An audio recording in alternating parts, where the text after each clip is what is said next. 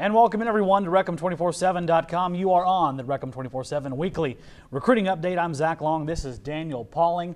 And Daniel, maybe not a heavy week of recruiting news, but on the landscape of the recruiting process, a lot of news, meetings going on right now, and I think it's inevitable we're going to have change on this front. Definitely.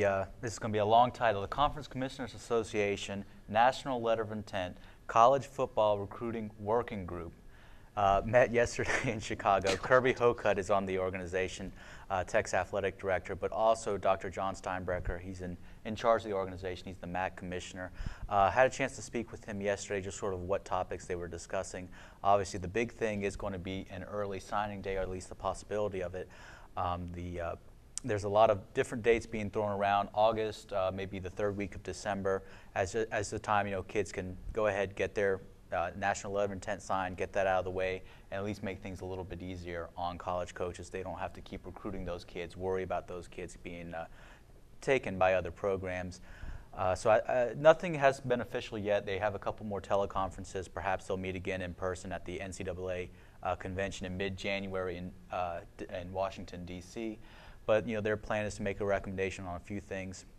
They're also discussing I guess a couple of other things, maybe the culture of college football recruiting, the recruiting calendar, changes to a lot of rules. I know these are very big topics, and it's going to take a while to kind of come up with the best possible ideas.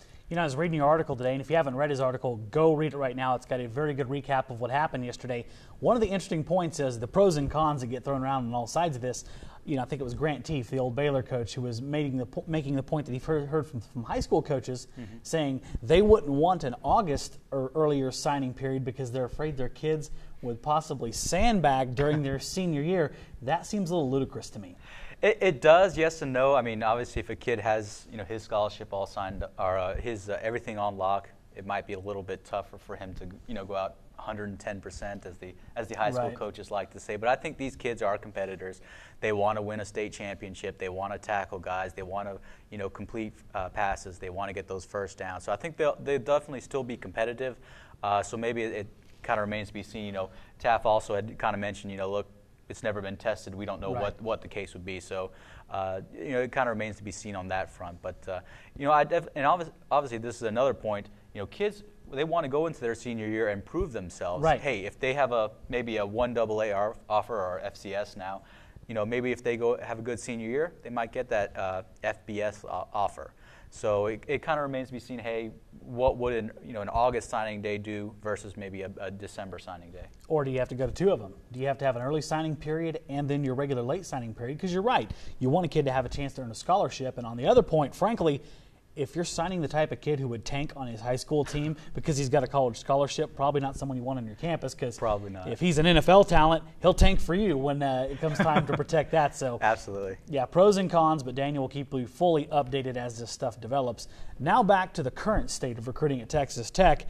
An update here on two offensive prospects. Well, obviously now's sort of the time. We're about halfway through the high school regular season.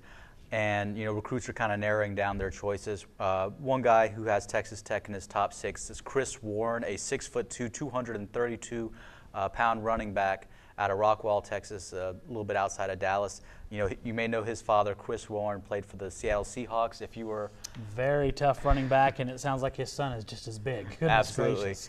You probably didn't want to play against the Seattle Seahawks when you're on the Super Nintendo playing Tecmo Bowl. But, no, you didn't. It seems like the son has definitely picked up his talents. He's the number 11 running back in the country, big kid. It kind of remains to be seen, what Tech's plans are. They have Corey Dauphine out of Port Arthur.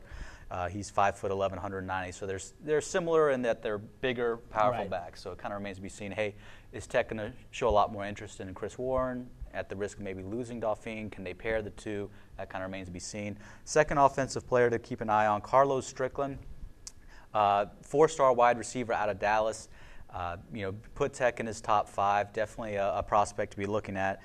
TCU leads for Strickland right now.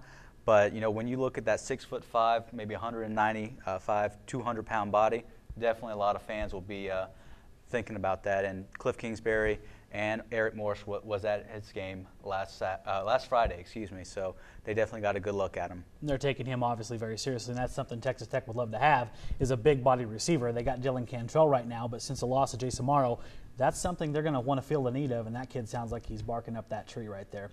On the defensive side of the ball, Daniel. A couple of guys Tech's kind of looking at are getting into the top list of.